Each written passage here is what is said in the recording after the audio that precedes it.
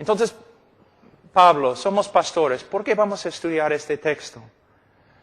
Hermanos, sabemos que la Biblia dice, por cuanto todos pecaron. Pero ¿qué significa? ¿Qué significa? Se puede pasar una vida entera tratando de profundizar Romanos 3:23. Pero más, la gente afuera en la calle, cuando nosotros decimos, cuando proclamamos, por cuanto todos pecaron, de verdad, no significa mucho a ellos. Vivimos en una cultura hundida en el pecado, ¿no es cierto? El pecado es una parte de la vida, es una parte de la cultura, es una parte de las bromas. Usamos el pecado para vender cosas en el mercado. Los kioscos donde hay los periódicos, ¿no? Todo pecado. Somos una cultura en los Estados Unidos, una cultura también peruana. Amamos el pecado. Entonces, cuando hablamos del pecado, las personas no piensan bíblicamente.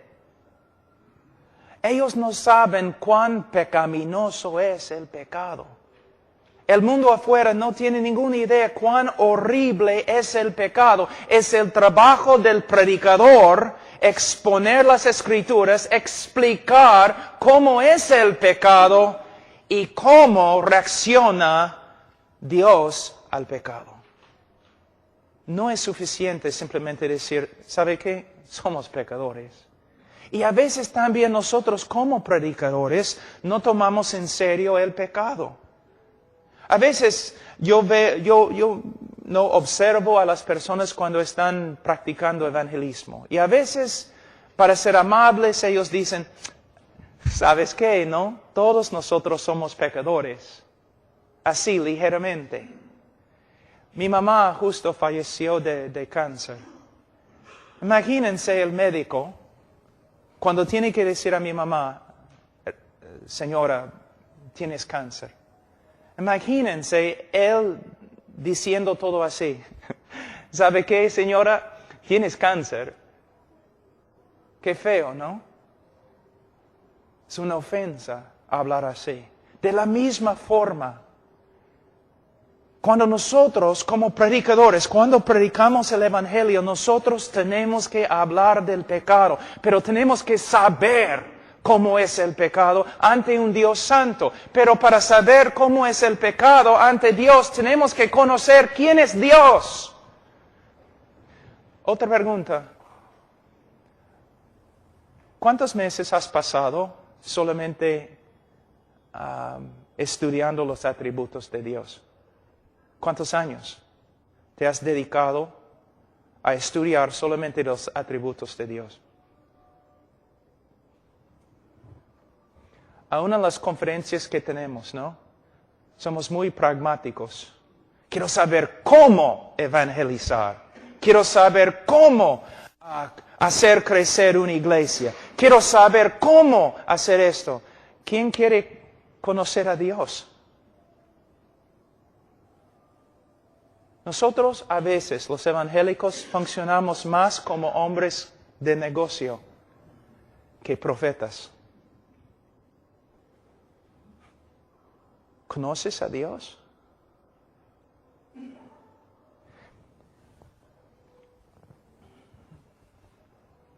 El pecado. Por cuanto todos pecaron.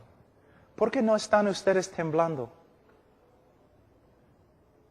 Los puritanos antes, o siempre decían, cuando el hombre peca, no peca contra el alcalde de un pueblo chiquitito. No peca contra el presidente de un país. Peca contra el Señor de la gloria. No hay manera de explicar cuán asqueroso, feo, horrible es el pecado. Pero una de las tareas de un predicador es intentarlo.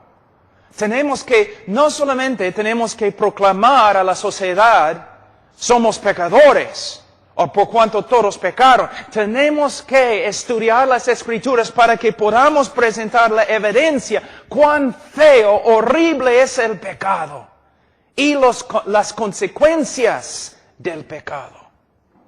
Por eso, hermanos, tenemos que estudiar, tenemos que profundizar, tenemos que pasar toda nuestra vida estudiando las Escrituras para que podamos presentar las evidencias, explicar lo que la Escritura dice, por cuanto todos pecaron. Ahora, vamos a empezar. Hay que explicar lo que significa.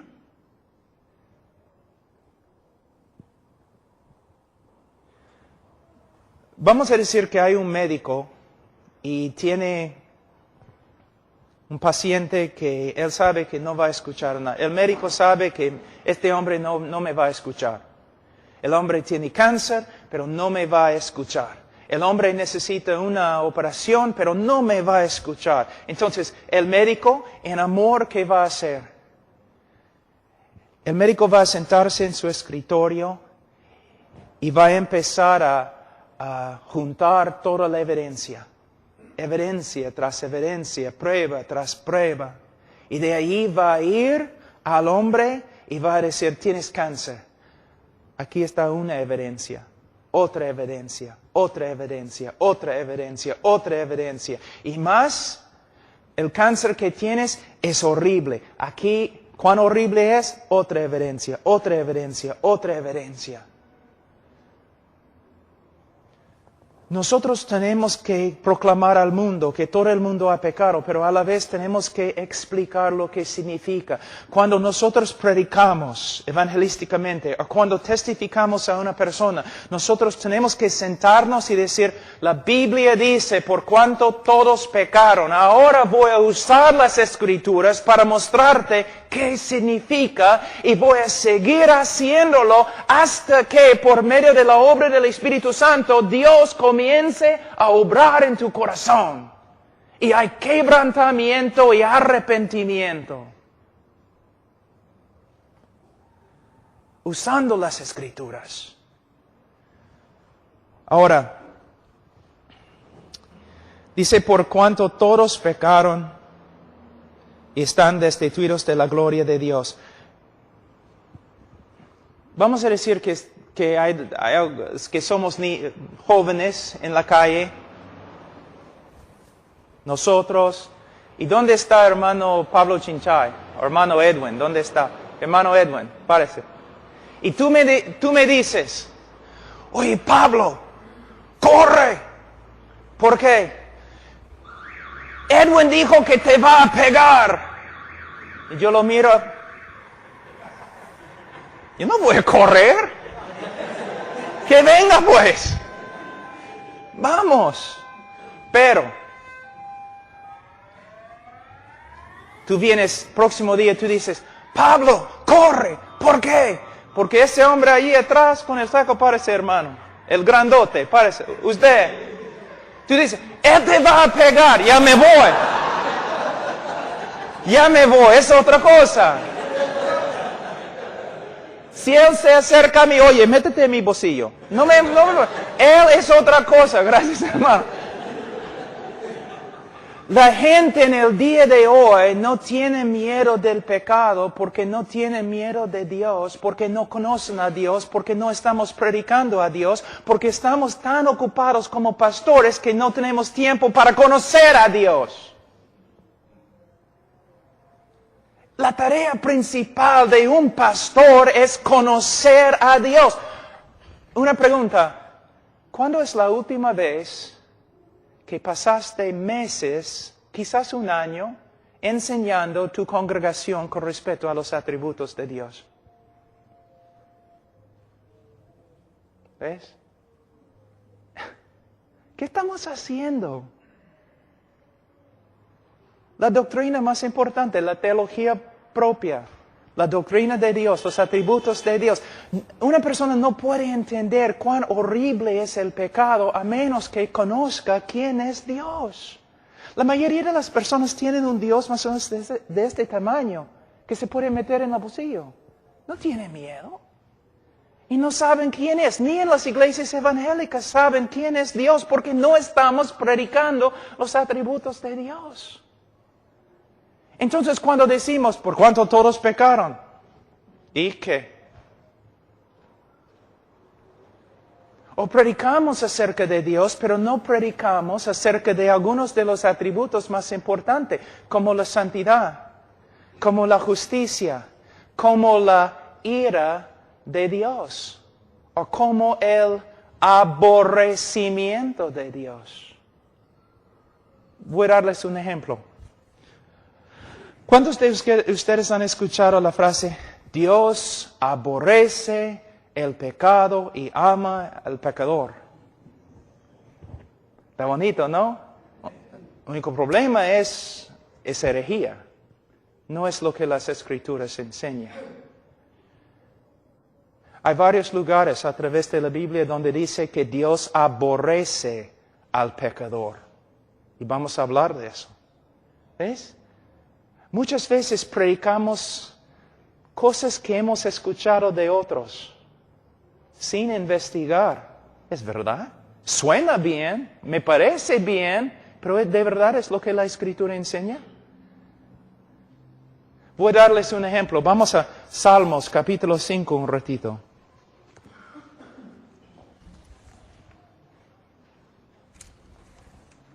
Salmos capítulo 5, versículo 5. Los insensatos no estarán delante de tus ojos, aborreces a todos los que hacen iniquidad. ¿Dice que Dios aborrece la iniquidad? No. Dice que Dios aborrece a todos los que hacen la iniquidad.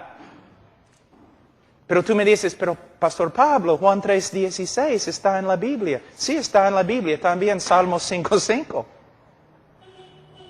Muchas veces decimos un montón de cosas acerca de Dios que no son bíblicas.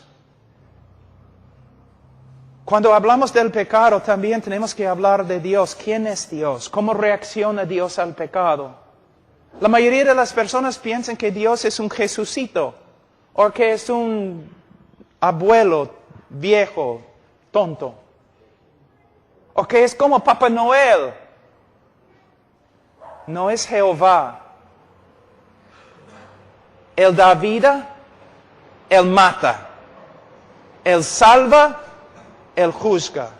Él ama, Él aborrece. Él es maravilloso, Él es terrible. No es un león domesticado. Es Dios. Una pregunta, ¿cuántas cosas enseñas simplemente porque otra persona te ha enseñado? ¿Y cuántas cosas enseñas porque es lo que se encuentra en la Escritura? Y aún en nuestros estudios, ¿cuántas cosas en la Biblia interpretamos por medio de la psicología? 98% de la consejería bíblica es nada más que psicología bautizada. Proviene de Freud, Rogers y Skinner, 3 hombres que aborrecían el cristianismo. Pero pastor, tenemos que usar la verdad que ellos tenían. No tenían verdad, y puedo probarlo. Entonces muchas veces nosotros, cuando hablamos de Dios o hablamos del pecado, hablamos a través de la influencia de la psicología en vez de a través de las Escrituras. Les voy a dar un ejemplo. Debemos amar a nuestro prójimo como de este texto. ¿Sabe lo que muchos enseñan? El cristiano tiene que amarse a sí mismo primero, porque si no, no puede amar a otro. Esa es una herejía tan grande de la psicología. Es horrible. Pero es lo que enseñamos. ¿Por qué? Porque no estamos enseñando la Biblia. Hermanos, mira, los hombres de Dios tienen que estudiar las Escrituras. Es su tarea principal. Pero la mayoría de los pastores, porque están tan ocupados, ¿qué hacen? Se levantan en la mañana, oren algunos minutitos ahí. Quizás leen 10 minutos si pueden y salen para trabajar. Hay que hacer cosas. Vamos a una conferencia porque nos van a enseñar cómo evangelizar. Vamos a otra conferencia porque nos van a enseñar cómo hacer esto o cómo hacer esto. Pero ¿qué pasa con las conferencias? Vamos a aprender quién es Dios. Vamos a aprender cómo son los atributos de Dios. ¿Qué significa su ira? ¿Qué significa su amor, su aborrecimiento, su justicia? Tenemos que usar un montón de métodos porque no hay poder, y no hay poder porque no estamos enseñando la verdad, y no estamos enseñando la verdad porque no tenemos tiempo para estudiar. Pero tenemos folletos que podemos usar. No estoy en contra de los folletos. Solamente somos pastores y predicadores, necesitamos más que folletos. Tenemos que tener un conocimiento de las Escrituras.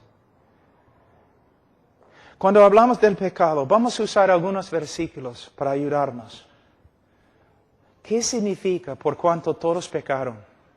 Según la confesión Westminster y las confesiones bautistas, el pecado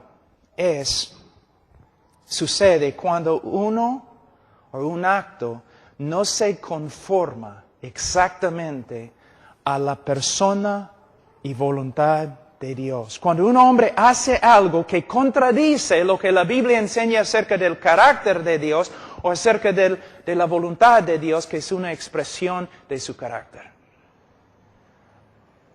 Y el pecado, ¿cuán horrible es el pecado?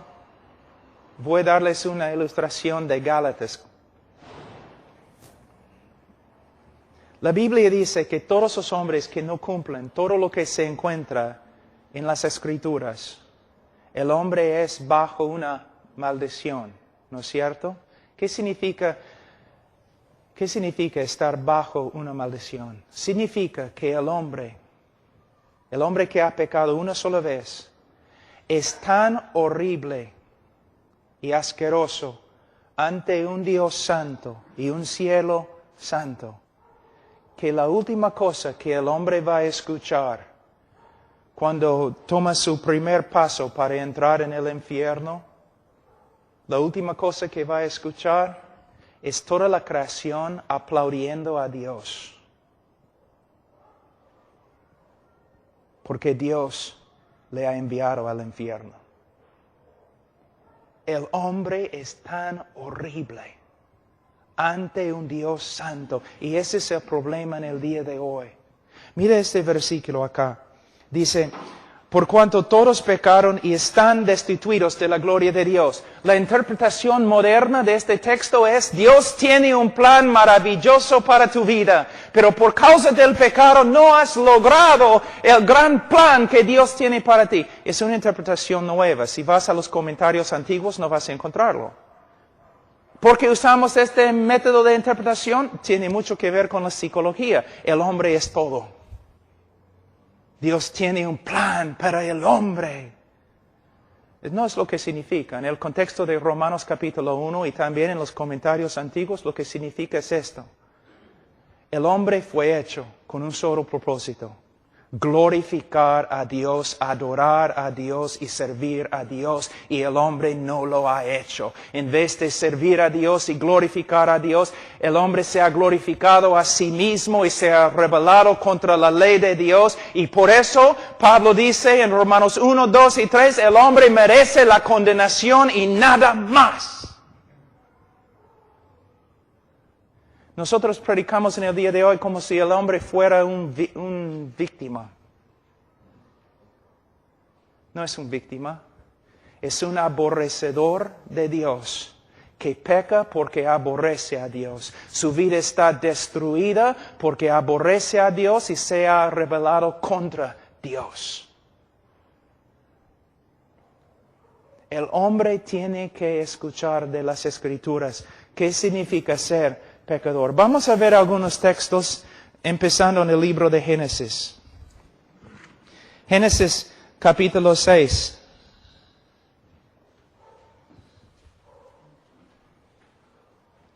Versículo 5. Y vio Jehová que la maldad de los hombres era mucha en la tierra y que todo designio de los pensamientos del corazón de ellos era de continuo solamente el mal. ¿Cómo es el corazón del hombre? La Biblia dice así. Ahora, el corazón del hombre significa la esencia del hombre. Se refiere a todo lo que el hombre es.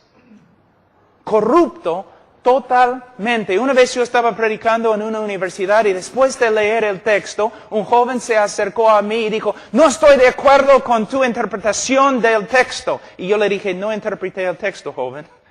Lo leí nada más. Y él dijo, el hombre no es así, hay algo bueno en el hombre.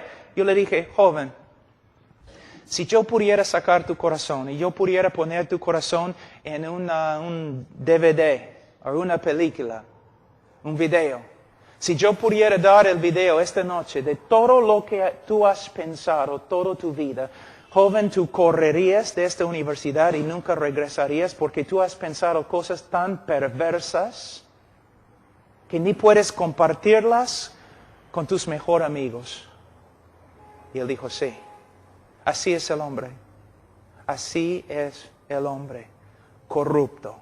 Totalmente corrupto. Ninguna cosa buena en él. Lo que se llama la doctrina de la depravidad humana.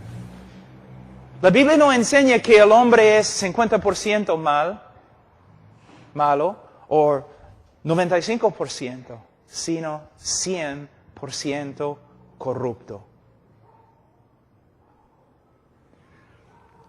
Ahora vamos a otro texto. Génesis, capítulo 8, 21. Y percibió Jehová olor grato y dijo Jehová en su corazón, no volveré más a maldecir la tierra por causa del hombre, porque el intento del corazón del hombre es malo desde su juventud. Esta palabra en hebreo puede significar desde su niñez, desde sus años más tempranos. ¿Hay que enseñar a un niño a pecar? ¿Hay que enseñarle a mentir? ¿Hay que enseñarle a ser egoísta? Nace así. Un teólogo ha dicho, usando la ilustración, la siguiente ilustración. Vamos a decir que tienes un niño de 18 meses en tus brazos. Y el niño ve tu reloj y quiere agarrar tu reloj.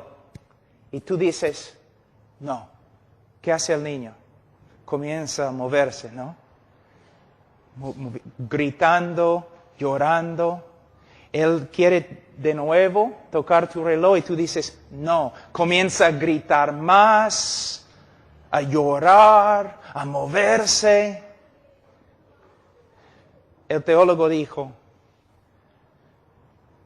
si describimos este evento bíblicamente, podemos decir, si este niño, si este bebé tuviera la fuerza de un joven de 18 años, mataría a su papá, le quitaría el reloj y saldría del cuarto sin sentir culpa. Uno de los problemas en el día de hoy, por causa de la psicología, y mayormente la psicología cristiana, que no es cristiana, pastores y predicadores no más piensan que el hombre es tan malo como la Escritura dice. Pero así es, el hombre es. Vamos a Isaías 64.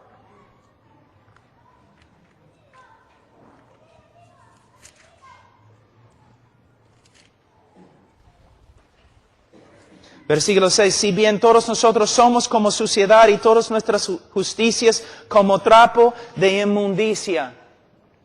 Imagínense un leproso acá. Un leproso. Cuando está sufriendo de la lepra es horrible. Todo su cuerpo está pudrificando. Pero imagínense que nosotros queremos ayudarle, entonces vamos a Lima y compramos una tela muy fina y le vestimos al leproso. en la tela fina, blanca que hemos comprado, ¿qué va a pasar? En algunos minutos, toda la contaminación de su cuerpo va a comenzar a pasar a la tela. Y la tela va a llegar a ser tan sucia como el hombre mismo. Esta es la razón por la cual el hombre no puede salvarse a sí mismo. Es la razón por la cual las buenas obras no salvan. Porque el hombre es totalmente corrupto. ¿Una vez has pensado por qué Hitler era así? ¿Una vez? ¿Es que él nació más pecador que tú? ¿O debemos culpar a la sociedad? ¿Por qué Hitler era peor que tú? ¿Una vez has pensado? Porque la Biblia dice que todos los hombres nacen igualmente depravados. ¿Te das cuenta? Entonces, ¿por qué no eres como Hitler? La Biblia enseña algo que no te va a gustar.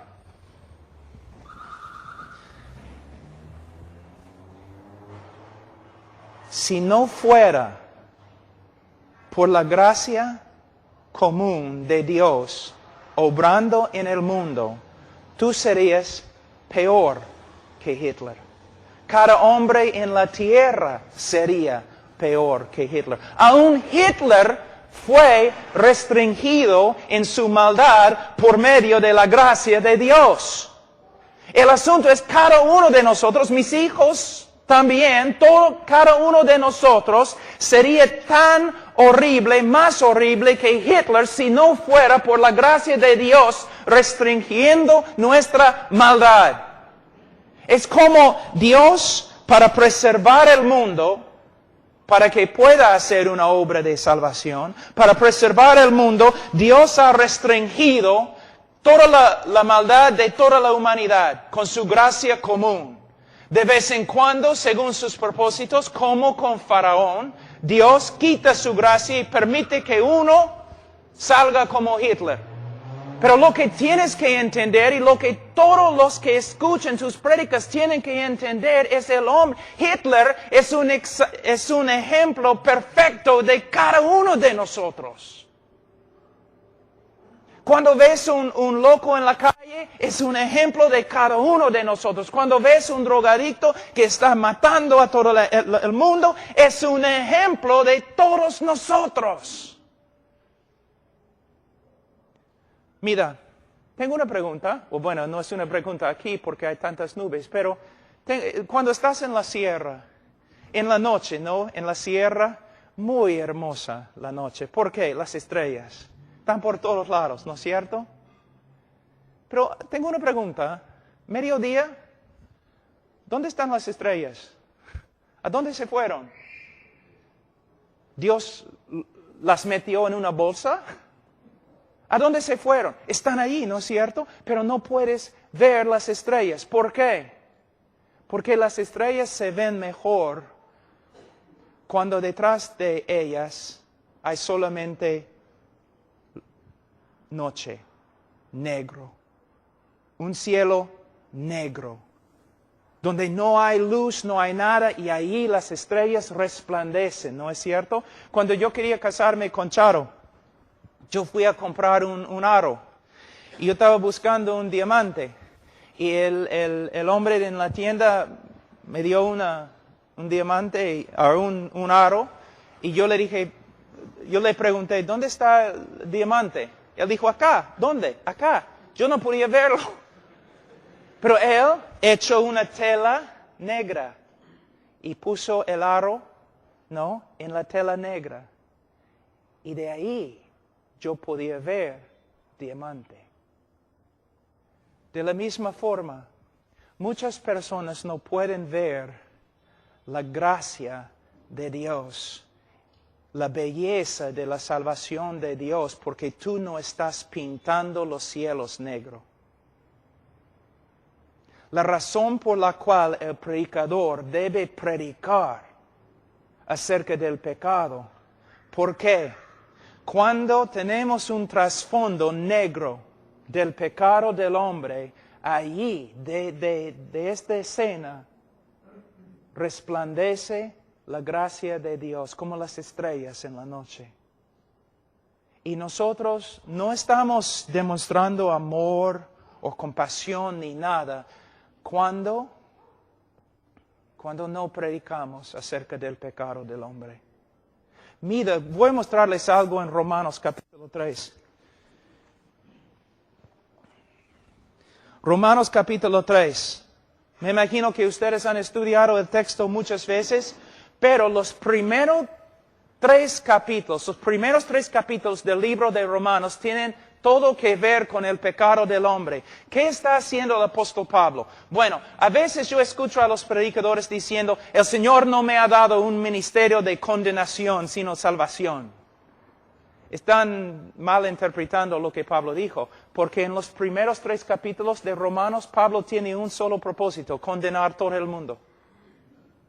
¿Te das cuenta? Antes que escriba Pablo acerca de la salvación en Cristo, antes él pinta un cuadro horrible acerca del hombre. Y termina en versículo 10 de capítulo 3, como está escrito, no hay justo ni aun uno, no hay quien entienda, no hay quien busque a Dios, no hay quien haga lo bueno. Y termina diciendo en versículo 19, pero sabemos que todo lo que la ley dice, lo dice a los que están bajo la ley, para que toda boca se cierre y todo el mundo quede bajo el juicio de Dios. Pablo estaba escribiendo con un solo propósito. Él quería capturar al hombre, encerrar el hombre, encarcelar el hombre. De una forma para que el hombre no pueda escapar. No puede escapar. Cuando nosotros evangelizamos o predicamos diciendo, ¿sabe que eres pecador? Ese es solamente el comienzo del trabajo. Sí, pastor, todos son pecadores, ¿no? Las personas hablan así porque no quieren sentirse a solas. Sí, todos nosotros somos pecadores, como si fuera a ayudar. Decimos, mira, la Biblia dice, por cuanto todos pecaron. Ahora, voy a explicarte lo que significa. No con un espíritu crítico, no con orgullo, no con enojo, quizás con lágrimas. Voy a explicarte lo que eres ante Dios. Muchas veces cuando hablo con personas, pero yo soy así porque mis padres, o porque la sociedad, o tú no entiendes las pruebas. No. Todo lo que estás diciendo, amigo, es una mentira. Tu vida es así porque tú eres un pecador. Todo lo que ha pasado es tu culpa. Ahora vamos a empezar. Eso es lo que dice Dios acerca de tu condición. Eso es lo que dice Dios acerca del pecado. Eso es lo que Dios dice acerca de tu rebeldía. Esto es lo que Dios dice acerca de ti, acerca de mí, acerca de todos. Y hablando del pecado, hasta que empecemos a ver quebrantamiento, arrepentimiento, humildad, algo. Mira cómo evangelizamos en el día de hoy. Como predicadores no estamos buscando casi nada. Solamente, ¿estás de acuerdo? ¿Sí? ¿Quieres ir al cielo? ¿Estás de acuerdo? ¿Sí? ¿Quieres recibir a Cristo? ¿Estás de acuerdo? Sí, ya, entonces está bien. No, como predicadores, nosotros nos sentamos con la gente. Ahora explícame. ¿Entiendes lo que te dije? ¿Sí? O los evangelistas que hacen preguntas que saben que los oyentes pueden contestar. Pero no, explícame, ¿qué significa ahora que eres pecador?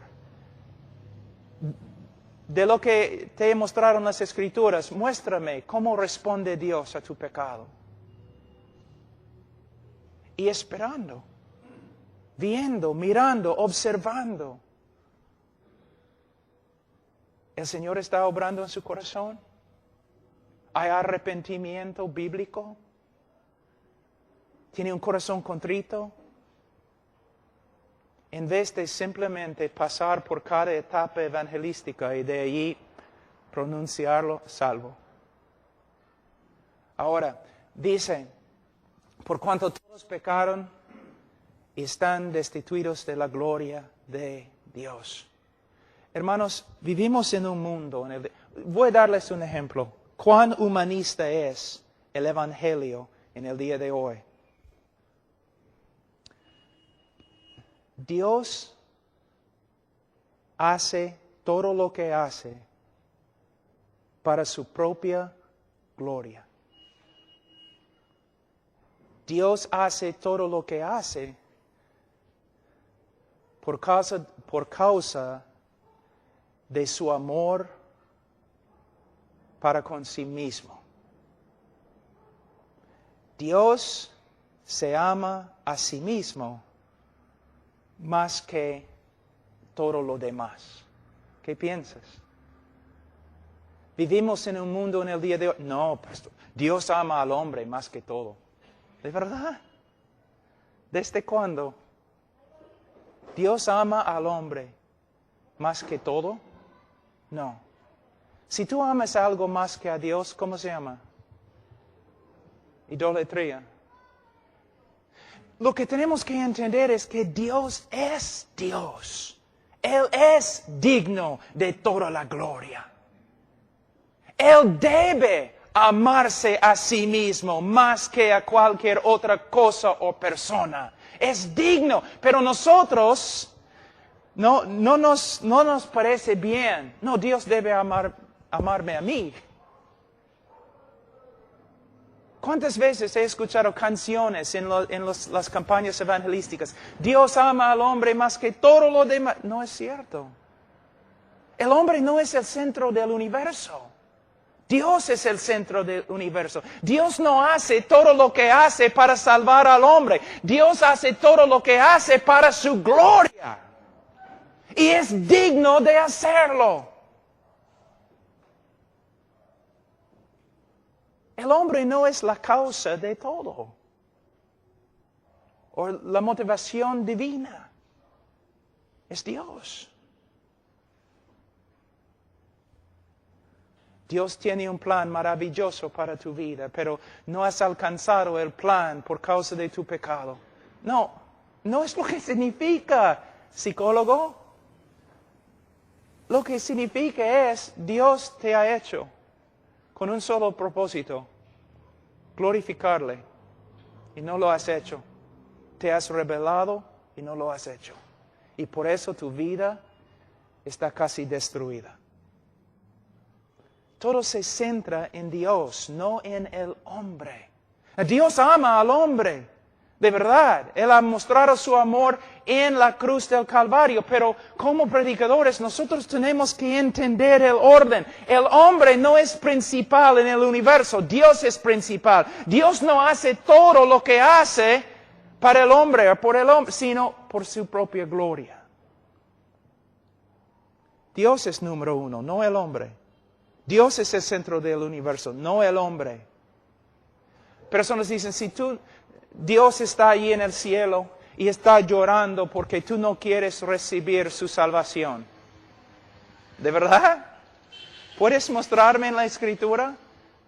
Pero Cristo en la tierra lloró. Sí, pero Cristo no está en la tierra en ese momento. Ningún lugar en el cielo, en la Biblia, donde dice que Dios está llorando porque la gente le está rechazando. El famoso teólogo Tozer dijo, si todos los hombres llegan a ser ciegos, no va a disminuir la gloria del sol que resplandece. Y si todos los hombres se convierten en ateos, no va a disminuir la gloria ni la felicidad de Dios. Dios no necesita al hombre. Dios salva al hombre, no por causa del hombre, sino a pesar del hombre, para mostrar su propia gloria en la tierra. Pero tú tienes tanto valor ante Dios. No tienes. Eres un rebelde, un criminal. Y si rechazas a Dios y vas al infierno y nadie va a estar llorando. Más bien todos van a levantar la mano y declarar que Dios es justo. ¿Ves? todo se centra en el día de hoy alrededor del hombre y su necesidad. Pero no es así. Dios da vida, Dios destruye, Dios salva, Dios condena. Pero Dios no tiene necesidad. Ni tampoco necesita el amor del hombre. Por cuanto todos pecaron y están destituidos de la gloria de Dios. Una explicación más con respecto a este texto. Miren Romanos capítulo 1, versículo 19. Romanos 1, 19 es la interpretación de verdad de Romanos 3, 23. Por cuanto todos pecaron y están destituidos de la gloria de Dios. ¿Qué significa estar destituido de la gloria de Dios? Versículo 19. Porque lo que de Dios se conoce, les es manifiesto, pues Dios se lo manifestó. Porque las cosas invisibles de Él, su eterno poder y deidad, se hacen claramente invisibles. Versículo 21. Pues habiendo conocido a Dios, no le glorificaron como a Dios, ni le dieron gracias, sino que se envanecieron en sus razonamientos y su necio corazón fue tenebrecido. Es el significado de Romanos 3, 23, cuando dice, por cuanto todos pecaron y están destituidos de la gloria de Dios. ¿Qué significa estar destituidos de la gloria de Dios? Fuimos creados para su gloria, Él merece nuestra alabanza y adoración, pero nosotros nos hemos rebelado contra Él y no hemos realizado el propósito que tenemos, vivir para la gloria de Dios. Tú dices, ¿cuál es la diferencia entre la interpretación histórica y la interpretación moderna? Bastante. La interpretación histórica, todo se centra en Dios y su gloria. La interpretación moderna, todo tiene que ver con el bienestar y el propósito del hombre. Ahora, dice, vamos a Romanos 3, 23. Versículo 23, por cuanto todos pecaron y están destituidos de la gloria de Dios, siendo justificados. ¿Qué significa siendo justificados? Es muy importante. Muchas personas a veces piensan, bueno, ser justificados significa que Dios nos ha perdonado. No. La Iglesia Católica dice que la doctrina de la justificación significa que Dios nos da gracia por medio de los sacramentos. Dios nos da gracia y por medio de la gracia podemos vivir una vida santa ante Él y por medio de la vida santa y las buenas obras Dios nos salva. No. La justificación en las Escrituras es una declaración legal. Es muy importante. La justificación es una declaración legal. El momento que una persona cree en Jesucristo, Dios legalmente lo declara justo ante Él. Y aquí se encuentra el problema. Hermano Carlos habló un poco de eso, pero voy a explicar el mismo problema de otra forma. Aquí es el dilema. Dilema es una palabra que se usa. Dilema divina. Es este. Si Dios es justo, Él no puede perdonarte. Si Dios es justo, Él no puede perdonarte. Es el problema más grande de las Escrituras y una de las partes más importantes en el evangelismo. Nosotros decimos a las personas, Cristo tuvo que morir, ¿sabes por qué? Bueno, por causa de mi pecado, sí. Pero todavía no hemos llegado a la respuesta. Cristo murió. ¿Por qué? Por causa de nuestro pecado. Sí, pero ¿por qué fue necesario? que muriese por nuestro pecado. Es por causa de ese problema acá. Si Dios es justo, Él no puede perdonarte. Porque si Él perdona a los injustos, Él llega a ser más injusto que ellos. Es el problema más que... Es la razón por la cual toda la Biblia fue escrita. Es la razón detrás del Evangelio, pero muchos cristianos nunca han escuchado de tal cosa. ¿Te das cuenta? Es quizás la parte más clave del Evangelio y casi nadie habla de eso en el día de hoy. Antes, los bautistas cada vez que predicaron el Evangelio hablaron de esto. En el día de hoy ni han escuchado. Porque Cristo tuvo que morir. Porque si Dios es justo, Él no puede perdonar. Como el hermano te dio esta mañana un ejemplo de un juez. Un juez, no, una persona mata a toda tu familia, tú capturas la persona, llevas la persona a la policía lleva la persona, el criminal, al juez, y el juez mira y dice, ¿sabe qué? Yo soy un juez de amor, por eso te perdono. Tú vas a gritar, no, yo demando justicia. Tú vas a escribir los periódicos diciendo, mira, hay un juez que es peor que los asesinos que él perdona. ¿Te das cuenta? Un juez tiene que hacer justicia. Si Dios es el juez de toda la tierra y nosotros somos corruptos y viles, si hemos quebrantado cada ley que Dios ha dado, Él no puede perdonarnos. Hay una cosa que se llama justicia y la justicia tiene que satisfacerse. ¿Te das cuenta? Tiene que ser satisfecha. Ahora, pero ustedes tienen que entender algo muy importante.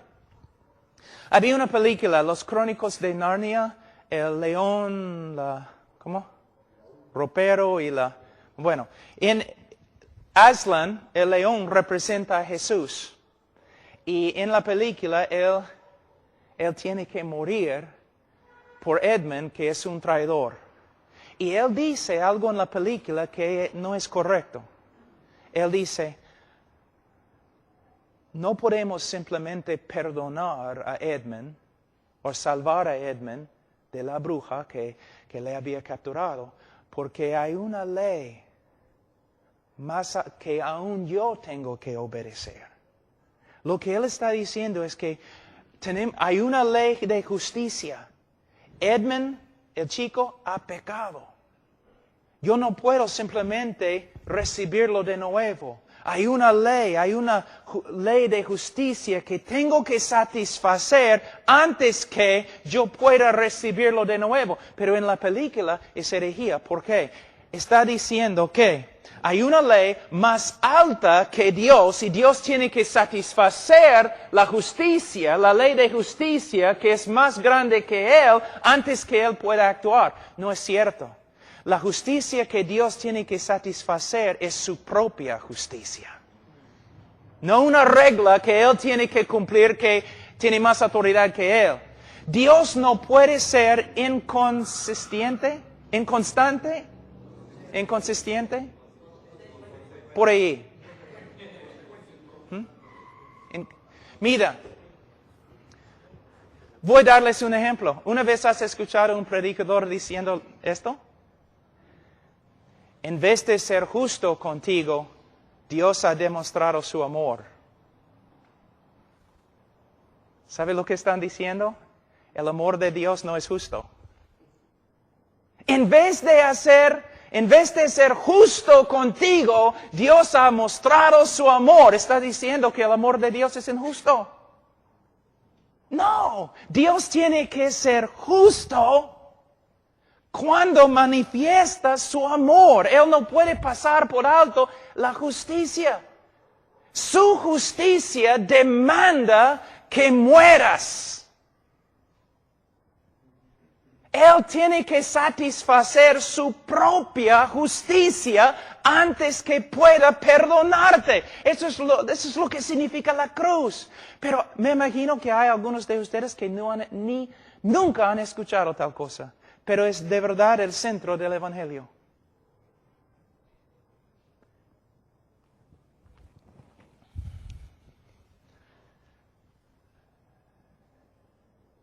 Alguien tiene que morir. Dios es justo. Pero también en un ratito vamos a hablar de otra cosa. Vamos a hablar del aborrecimiento de Dios. Sí, se encuentra en la Escritura. ¿Cuándo es la última vez que escuchaste una prédica sobre el aborrecimiento de Dios? Pero sin entender el aborrecimiento de Dios no podemos entender el amor de Dios. El aborrecimiento de Dios. Hay varios textos en la Escritura donde dice que Dios aborrece al pecador. Dice. ¿Qué significa? Una vez yo estaba enseñando sobre el aborrecimiento de Dios y una mujer se enojó. Y ella dijo, Dios no puede aborrecer o odiar. ¿Por qué? Porque Dios es amor. Y yo le dije, no. Dios es amor, por eso tiene que odiar. Y ella dijo, ¿qué? Voy a darte un ejemplo. ¿Amas a los bebés? ¿Sí? Entonces tienes que odiar el acto de abortar los bebés. ¿Amas a los judíos? Entonces tienes que aborrecer el holocausto. ¿Te das cuenta? ¿Qué pensarías de una persona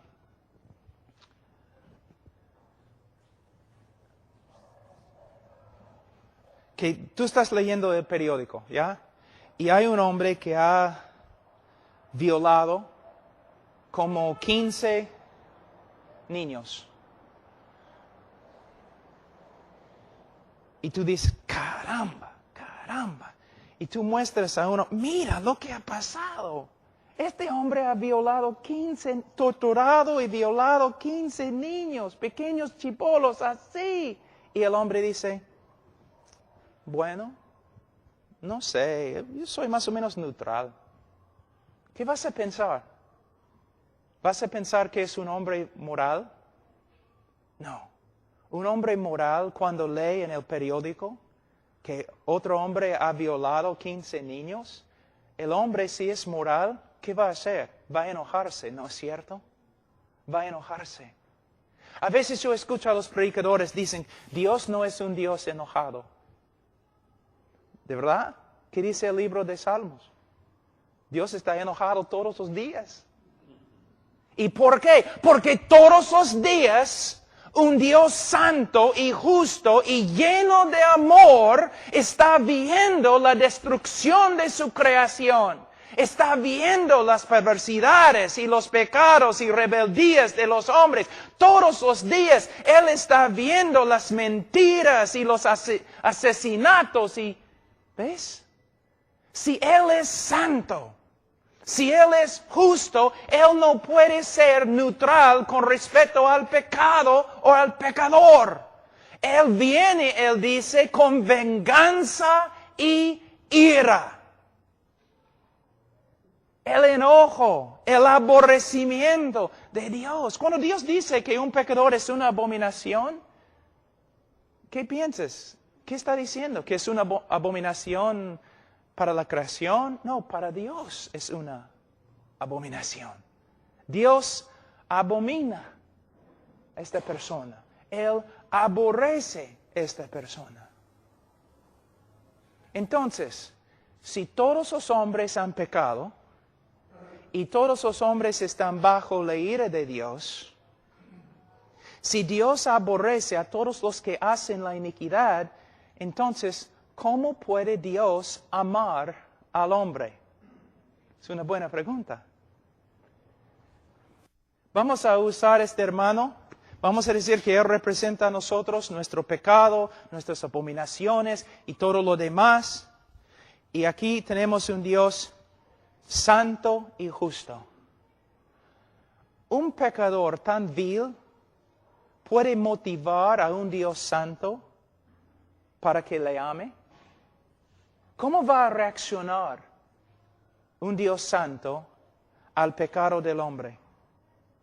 Cuando a través de toda la Escritura podemos ver Dios diciendo, por causa de su pecado les voy a condenar, por causa de sus pecados les voy a juzgar, por causa de sus pecados les voy a destruir. Entonces el hombre pecador no puede motivar el amor de Dios.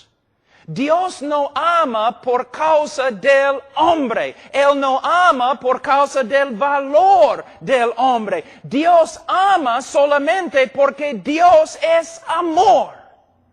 Y Él ama para demostrar su propia gloria, para su propia gloria y propia alabanza. La motivación de amar al hombre no viene del hombre, sino viene de Dios mismo.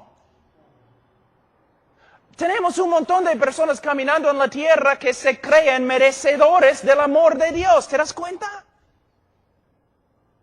Y nosotros, predicando la psicología, están diciendo, claro que sí, Dios te ama porque tú eres su creación y todo lo demás. Y no hablamos de lo que la Escritura dice. La Biblia dice, hermanos, que el hombre es pecador. ¿Cuántas veces pecaron Adán y Eva antes que fueran echados fuera de la presencia de Dios? Una sola vez. Por medio de un solo pecado, Dios hundió toda la creación en condenación. Tú has pecado muchas más veces que Adán y Eva. ¿Cómo puede? Si Dios va a destruir una tierra entera por causa del pecado, ¿cómo va a tener una relación contigo? Lo que tenemos que ver es que el hombre es pecador, Dios es santo y justo, y si Dios es santo y justo, ¿cómo va a perdonar a un hombre? Aquí es otra manera de verlo.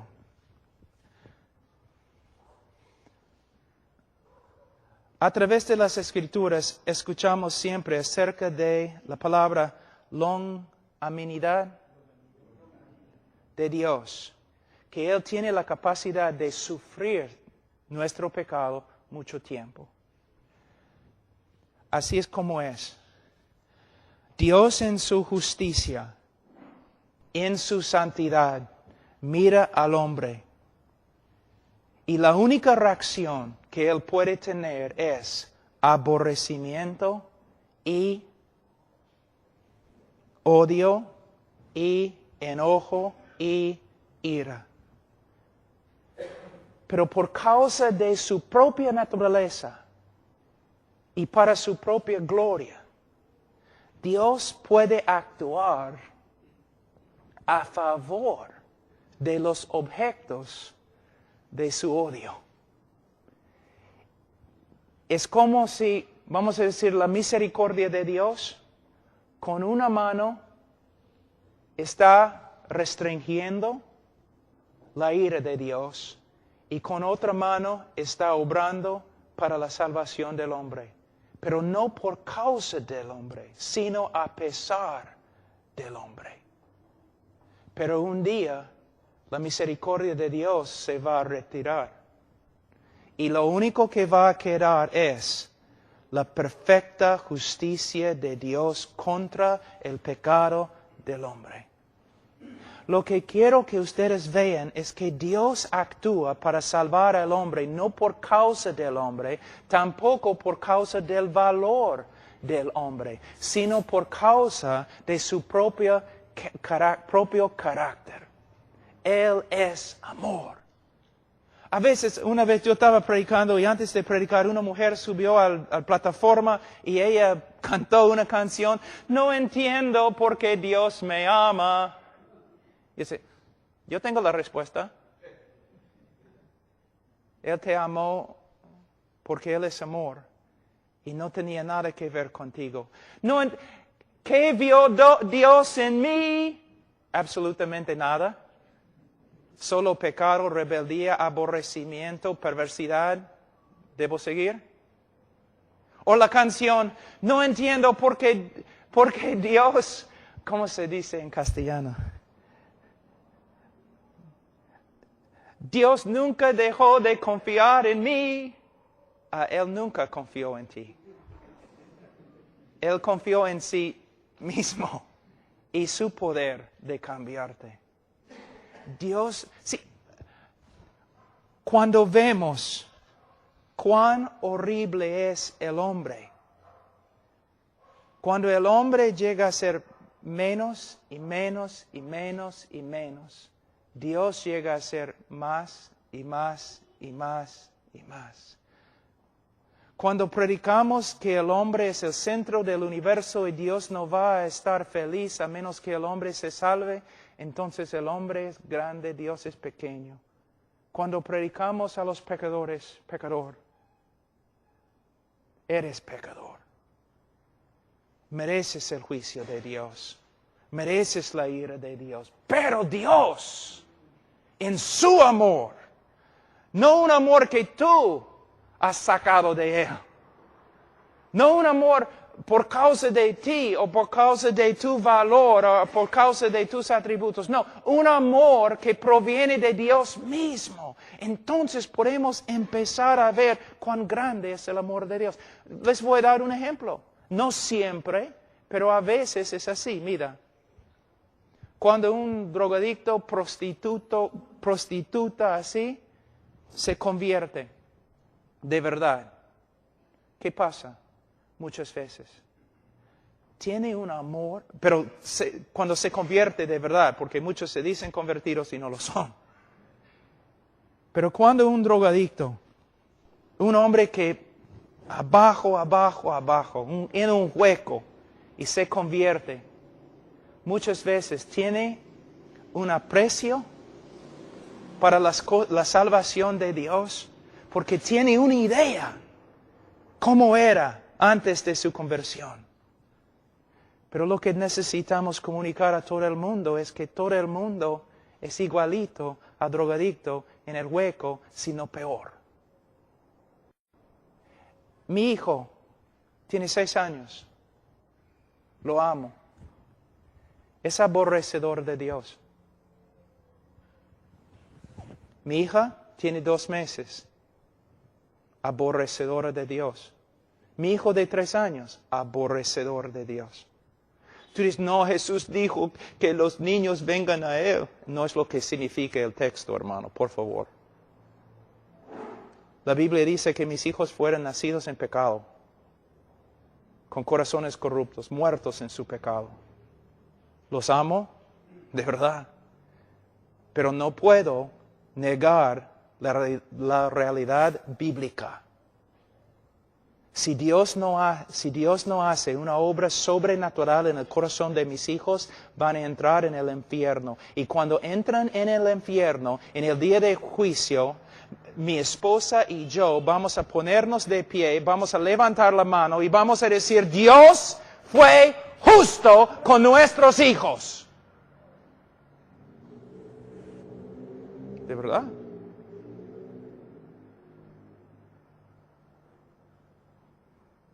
Pero ojalá que se conviertan. Dios acá, hombre acá.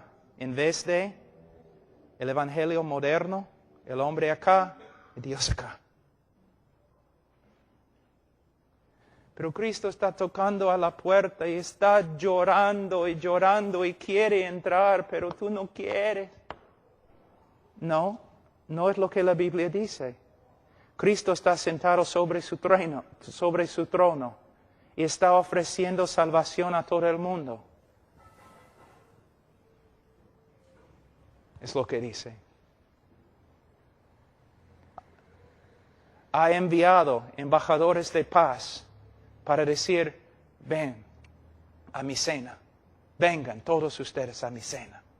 Si no vienen, Él viene con un juicio que no se puede describir.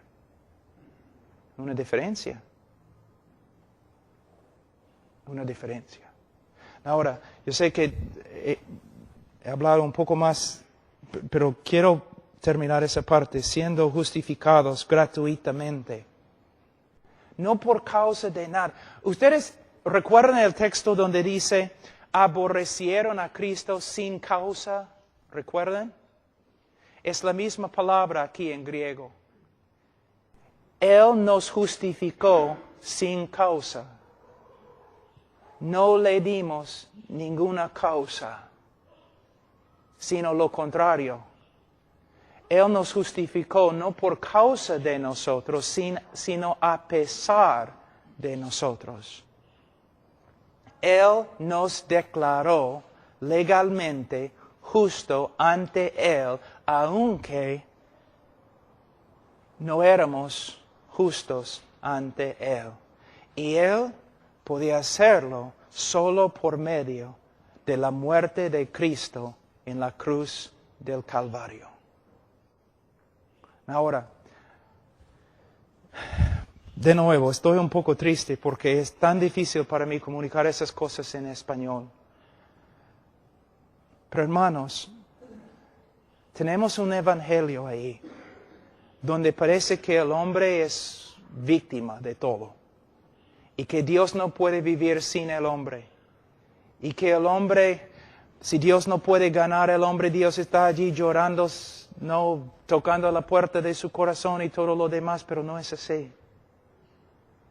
Tenemos un Dios que ha hecho una obra de salvación, solo por medio de la gracia, no por causa del hombre, sino a pesar del hombre. Él está sentado sobre el trono.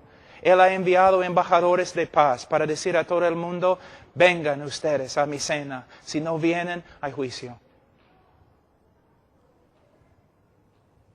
Y Él puede salvar al hombre solo por medio de la cruz del Calvario. Solo por medio de la cruz.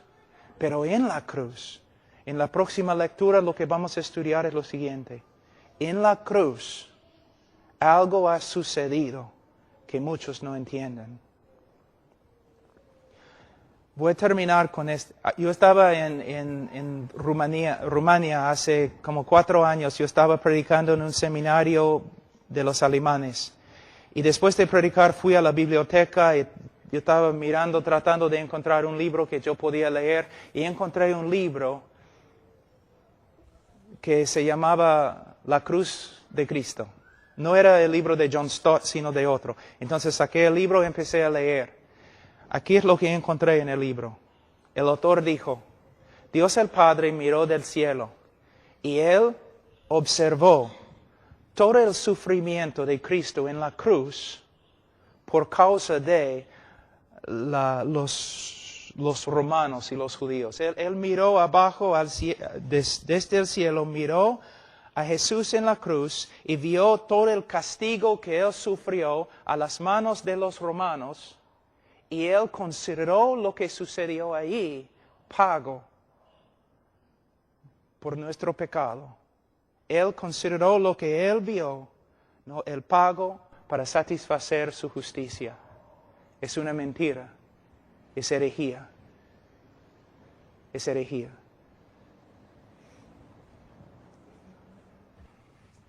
Vamos primero a...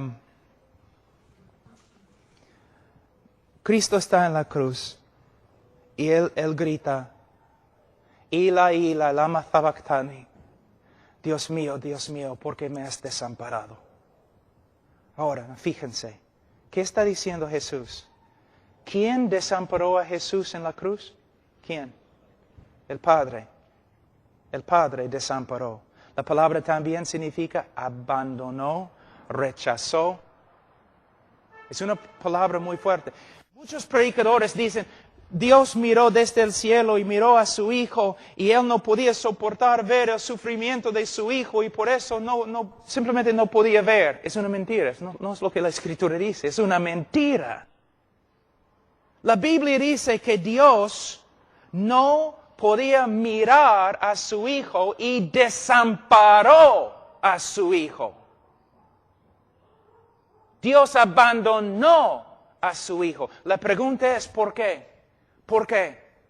Vamos a Salmos 22 y vas a ver por qué. Salmos 22, versículo 1. Dios mío, ¿por qué me has desamparado? ¿Por qué estás tan lejos de mi salvación y de las palabras de mi clamor? Es su queja. Dios, ¿por qué me has desamparado? El Mesías en la cruz está clamando a Dios, ¿por qué me has desamparado? Versículo 2. Dios mío, clamo de día y no respondes, y de noche no hay para mí reposo. Da un argumento ahí en versículo 4. En ti esperaron nuestros padres, esperaron y tú los libraste, clamaron a ti y fueron librados, confiaron en ti y no fueron avergonzados. Cristo está diciendo, en toda la historia de Israel, cuando un hombre justo clamó a ti, tú lo salvaste. Pero yo, tu hijo, tu Mesías, yo clamo desde la cruz, pero me has desamparado. ¿Por qué? La respuesta, versículo 3, pero tú eres santo, versículo 6, mas yo soy gusano y no hombre. Dios desamparó a su Hijo en la cruz porque en la cruz su Hijo Santísimo llegó a ser pecado, la cosa que Dios aborrece y condena.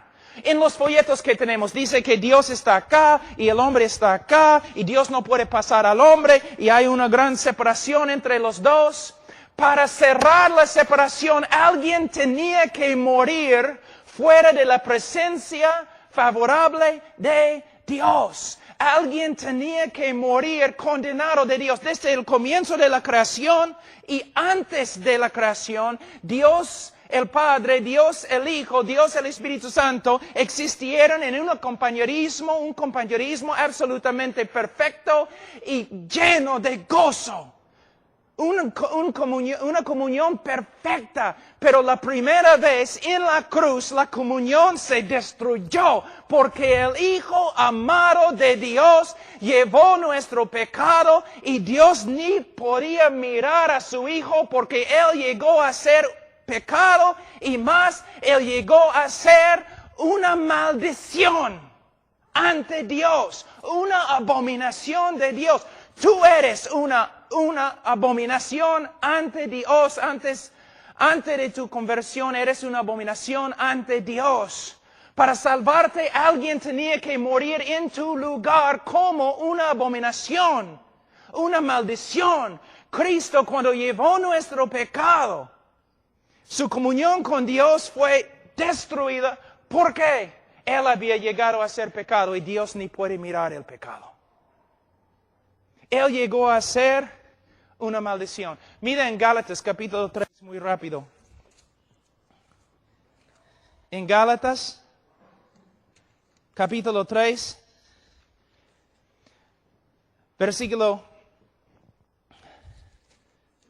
Gálatas capítulo 3, versículo 10, dice, porque todos los que dependen de las obras de la ley están bajo maldición, pues escrito está, maldito todo aquel que no permaneciere en todas las cosas escritas en el libro de la ley para hacerlas. Nosotros, ¿qué dice la Biblia secreta? Nosotros, malditos.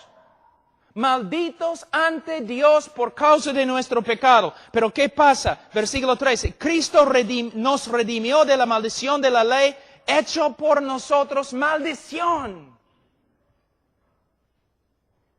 Cristo llevó nuestro pecado. Todo el aborrecimiento y enojo de Dios contra nosotros fue dirigido a Cristo. Como la serpiente en el desierto. Como el cabrío. Los judíos salían, pusieron las manos sobre el cabrío.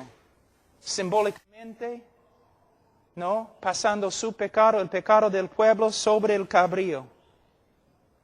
Un cabrío muere.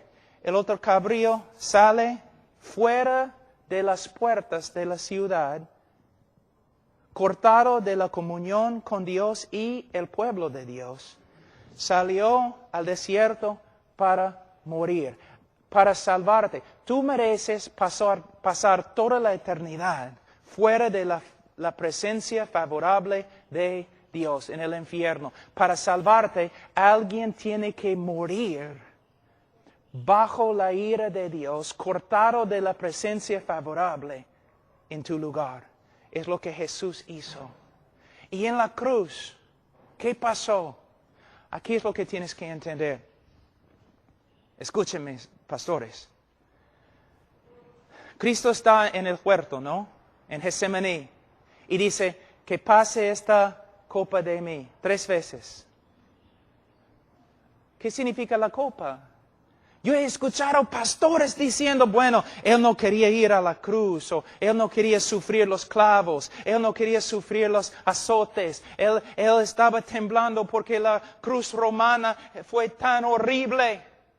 ¡No! Tengo una pregunta. ¿No es cierto que muchos, miles de discípulos después de Cristo, discípulos de Cristo, murieron en cruces? ¿No es cierto? ¿No es cierto que la historia nos dice que muchos de ellos se fueron a su cruz cantando himnos y con gozo? ¿Vas a decirme que los discípulos de Cristo tienen más coraje que Cristo mismo? ¿Que los discípulos de Cristo pueden sufrir los látigos romanos? Y los discípulos de Cristo pueden morir en la cruz cantando himnos, pero el capitán de nuestra salvación está en un huerto escondiéndose, orando con angustia, que pase esta copa de mí. ¿Tú de verdad crees que Cristo tenía miedo de una cruz? ¿De clavos? Pero es lo que predicamos, ¿no? Es un evangelio romántico, como los católicos. Cristo el mártir. Cristo no tenía miedo de los romanos, ni del látigo, ni de la corona. Estudia la Biblia con una concordancia, busca la palabra copa.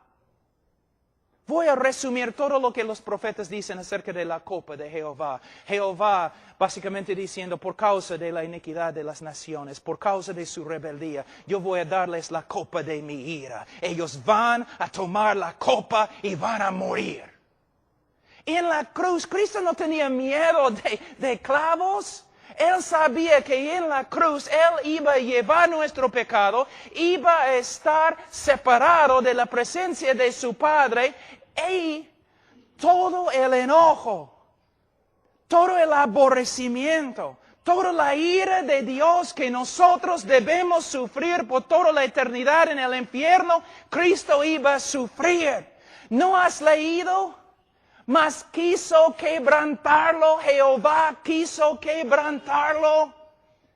Alguien tenía que morir aplastado, quebrantado bajo la ira de Dios, separado de la presencia favorable de Dios. Allí es el evangelio, allí se encuentra el poder de la cruz. En la cruz Dios quebrantó, derramó su ira sobre su propio Hijo para salvarte a ti de su ira. Alguien tenía que morir así. La historia de Abraham y Isaac. Tú has predicado acerca de esa historia miles de veces, pero ¿has entendido la historia? Su único hijo, el Espíritu Santo dice. Abraham tenía que llevar su único hijo y sacrificarlo. Y Abraham tiene el cuchillo y se rinde. Va a matar a su hijo. Pero mientras está bajando la mano, Dios, ¿no? Le restringe. Agarra. No. Y tú dices, ¡ay, qué bonito la historia! No, terminó bonito. No terminó. Fue la intermisión.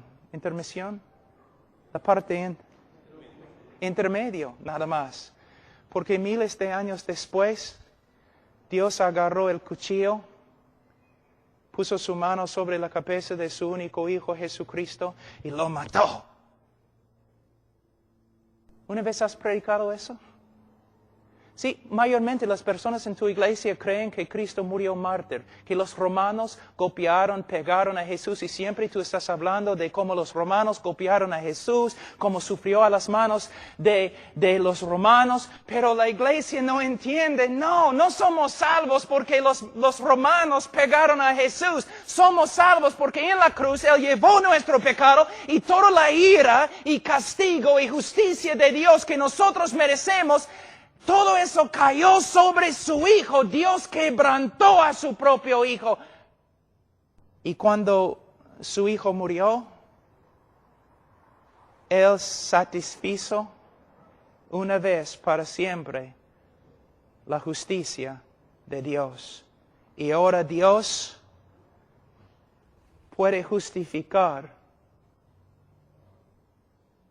el pecador y a la vez ser justo, porque Él satisfizo su justicia en la cruz del Calvario. El problema resuelto. Y la mayoría de los cristianos en Perú nunca han escuchado tal cosa.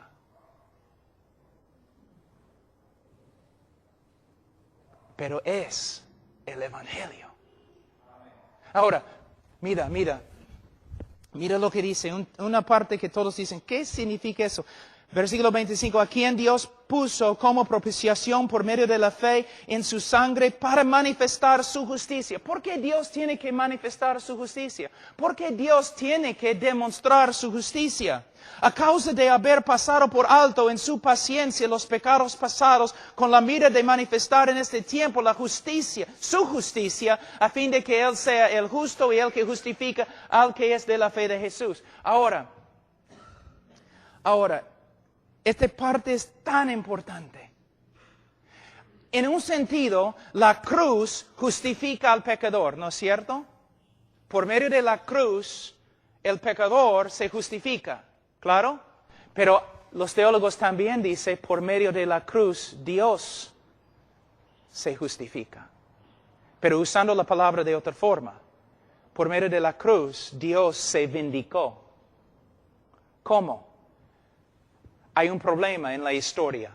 Hay un problema aquí en Perú, ¿no es cierto? Mira, ¿cómo es el problema? Yo les voy a mostrar.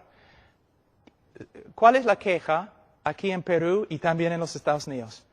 En todo el mundo. Los sabios siempre han escrito libros sobre esto. Hay tanta maldad en el mundo y Dios no hace nada. ¿No es cierto? Ok, vamos a hablar de una cosa parecida. Voy a ser el diablo un tiempo. ¿Ok? El diablo peca contra Dios, ¿no es cierto? Se rebeló contra Dios. ¿Y qué pasó? Yo te digo lo que pasó. Justicia perfecta. Él fue condenado. Y todo el cielo no tenía ningún problema. Nadie en el cielo tenía un problema. ¿Por qué? El hombre, esta criatura pecó contra Dios. Dios hizo justicia perfecta contra él. No hay ningún problema. Está bien. Es como debe ser. Pero vamos a la tierra. Adán peca contra Dios. Y Dios muestra misericordia. No muestra justicia. Tú dices, pero no, la caída de toda la creación. ¿Cómo puedes decir, Pablo, que no había justicia? No había perfecta justicia. Adán debería haber muerto sin posibilidades de salvación. ¿Satanás tiene posibilidades de salvación? ¿Cristo murió por Satanás? Perfecta justicia. Cuando Satanás cayó, cuando pecó, perfecta justicia fue hecha. Y todos glorificaron a Dios. Pero cuando Adán cayó, hay problemas. Aún el diluvio.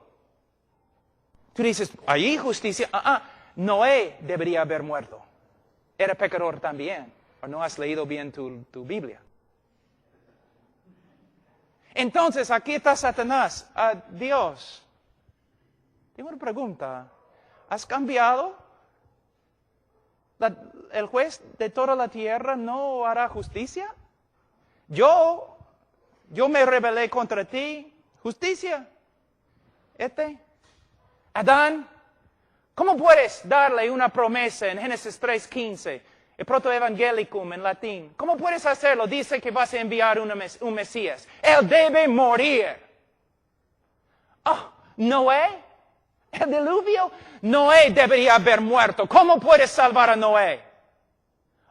Israel, tu pueblo. Idólatras. Todos ellos merecen morir. Abraham, tu amigo. Oye, has bajado tu estándar, ¿no es cierto?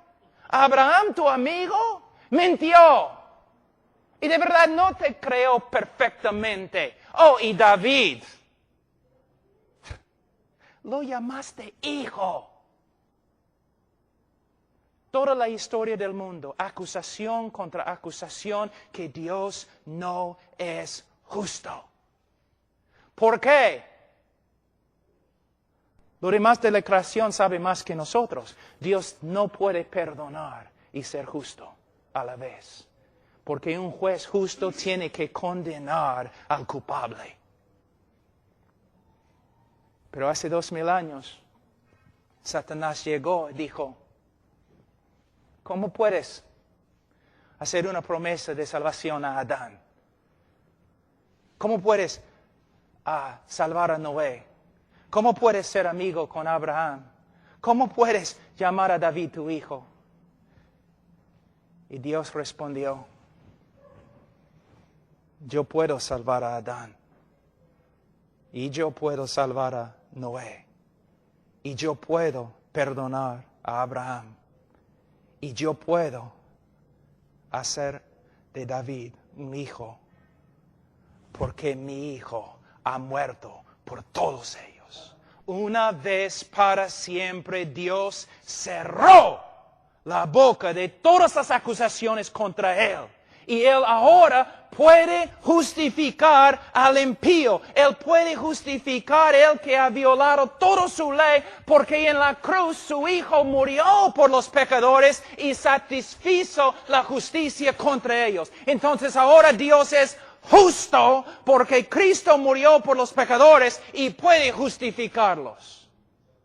¿Entienden? ¿Pueden ver? La cruz no es una historia de un mártir. El dolor de la cruz no es lo que los romanos hicieron a Jesús. El dolor de la cruz es que el Padre desamparó a su propio Hijo y lo quebrantó bajo su propia ira.